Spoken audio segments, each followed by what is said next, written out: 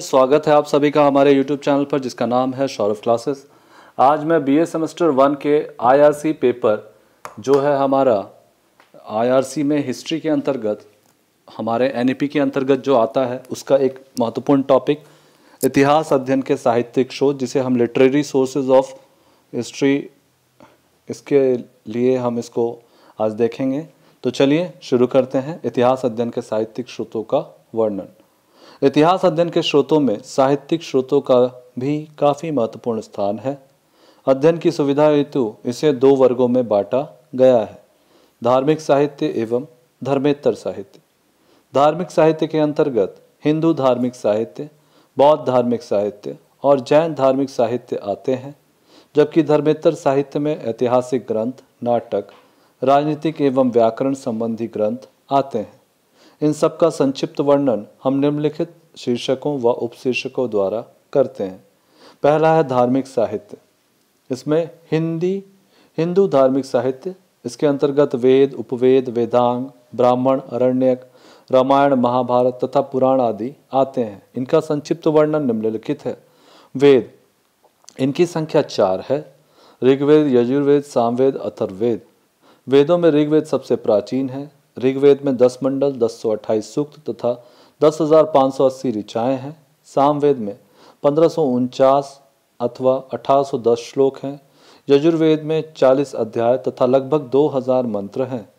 अथर्ववेद में 20 मंडल और 731 ऋचाएँ हैं तथा 5839 मंत्र हैं। इन वेदों की सहायता से तत्कालीन सामाजिक, आर्थिक, राजनीतिक दशाओं पर पर्याप्त प्रकाश पड़ता है। दूसरा है वेदांग। इनकी रचना वैदिक काल के अंत में हुई। ये वेदों के ही अंग हैं। इनकी संख्या 6 है।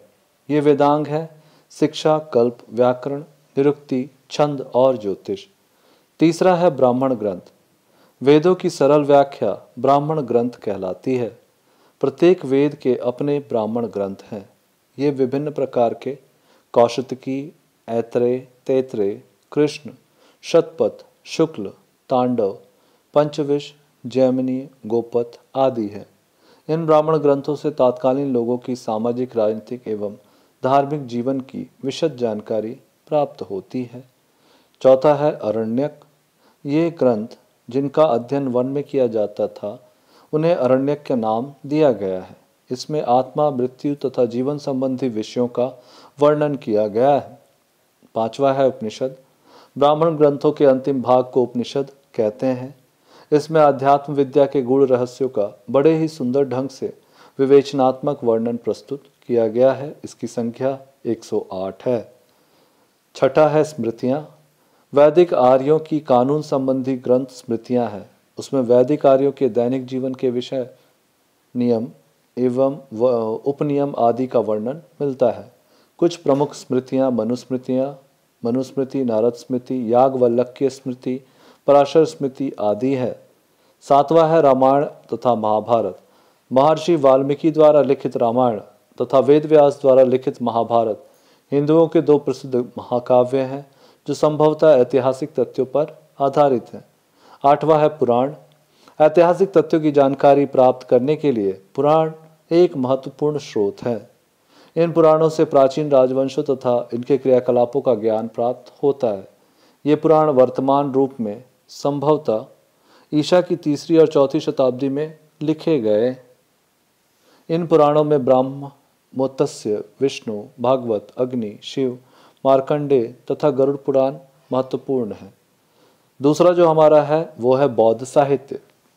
बौद्ध साहित्य में 3 प्रमुख अंग हैं, जातक, पिटक और निकाय। जातक कथाओं का बौद्ध साहित्य में प्रथम स्थान है। इसमें बुद्ध के जन्म की पूर्व की कथाएं हैं। यद्यपि ये काल्पनिक हैं किंतु फिर भी इनके ऐतिहासिक महत्व की अनदेखी नहीं की जा सकती। बौद्ध साहित्य में दूसरा स्थान त्रिपिटक का है। सूत पिटक, अभिधम पिटक, विनय पिटक। इन पिटकों में बुद्ध के सिद्धांतों और वचनों का पूर्ण संग्रह मिलता है। इनकी रचना बुद्ध के निर्वाण प्राप्त करने के बाद हुई। इन त्रिपिटकों से बुद्ध के समकालीन शासकों तथा अन्य भारत की राजनीतिक, सामाजिक तथा आर्थिक जीवन के संबंध में महत्वपूर्ण जानकारी प्राप्त होती है। इसके अलावा महावंश, दीपवंश, बुद्धचरित्र, मिलन दिव्यादान, ललित विस्तार, मंजूश्री, मूलकल्प, महावस्तु आदि महत्वपूर्ण बौद्ध साहित्य हैं। तीसरा है जैन साहित्य। जैन साहित्य में जैन आगम का स्थान सर्वोपरि है। इसमें 12 अंग, 12 उपांग, 10 पकीर्ण, 6 छंद सूत्र, नंदी सूत्र, अनुयोग द्वार और मूल सूत्र सम्मिलित हैं। इसके अलावे आचरांग सूत्र, भगवती सूत्र, औपपातिक सूत्र, आवश्यक सूत्र, भद्रबाहु चरित्र, परिशिष्ट पर्व आदि महत्वपूर्ण जैन साहित्य हैं, जिनसे तात्कालीन स्थितियों की महत्वपूर्ण जानकारी प्राप्त होती है। अब हम धार्मिक साहित्यों को देख चुके हैं, अब हम धर्मेत्तर साहित्य को देखेंगे। धर्मेत्तर साहित्य में सबसे पहला है हमारा ऐतिहासिक ग्रंथ।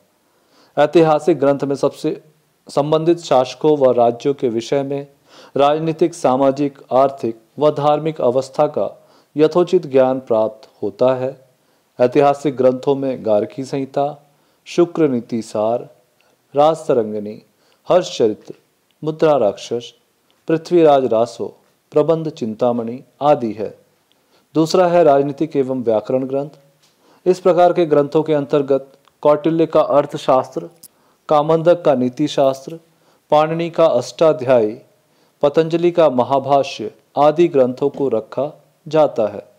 कौटिल्य का अर्थशास्त्र, जिसमें 15 खंड हैं, कानून एवं शासन प्रबंध की अत्यंत ही महत्वपूर्ण पुस्तक है। इसमें मौर्य युग की सामाजिक, धार्मिक, आर्थिक स्थिति का वर्णन किया गया है। अष्टाध्यायी और महाभाष्य संस्कृत के व्याकरण ग्रंथ होने के बावजूद भी तात्कालीन जनतंत्र एवं राजनीतिक घटनाओं पर यथोचित प्रकाश डालते हैं। पाणिनि का अष्टाध्यायी मौर्य काल के पूर्व के भारत की राजनीतिक, सामाजिक और धार्मिक दशा की जानकारी प्रदान करता है। पतंजलि के महाभाष्य से शुंग वंश के इतिहास पर प्रकाश पड़ता है। निष्कर्ष में इतिहास के अध्ययन के साहित्यिक स्रोतों के गहन अध्ययन के पश्चात इसका सूक्ष्म विश्लेषण करने पर हम इस निष्कर्षों पर पहुंचते हैं कि साहित्यिक स्रोत भी अतीत की जानकारी हेतु प्रामाणिक स्रोतों में एक हैं, लेकिन साहित्यिक स्रोतों में इतिहासकार के दृष्टिकोण एवं काल बाधा डालते हैं, लेकिन इसके बावजूद इसके महत्व को नज़रअंदाज नहीं किया जा सकता। साहित्यिक स्रोतों में पूर्णतया सत्य का ज्ञान ना होता हो, परंतु हमें अतीत की लकीर खींचने में काफ़ी हद तक सहायता मिलती है। इतिहास के अध्ययन हेतु यह रूपरेखा तैयार करता है, जिसे हम पुरातात्विक स्रोतों के साथ समन्वय कर यथार्थ ज्ञान अर्जित कर पाते हैं। तो इस प्रकार आज के लिए बस इतना ही।